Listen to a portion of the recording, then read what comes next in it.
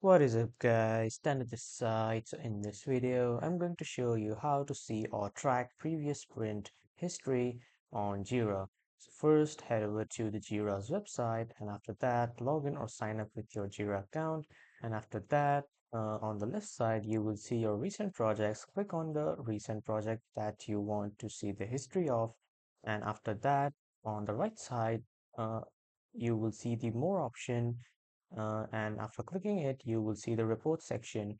But if you have report section here in the timelines or in this list, you can click from here, or if you can't see it here, it will be definitely in the more section. When you click on more, you will see the report section. When you click on it, here you will see the multiple options of reports or types of reports. From here, we need to see the awaiting sprint. I cannot access this sprint report because I haven't created anything on my this project or any of the project.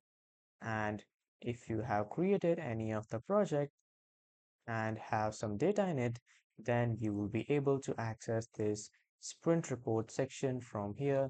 And then when you click on it, you can see all your previous sprint history. So this is how you can see or track your sprint history. That was all for this video, everyone. Thank you for watching.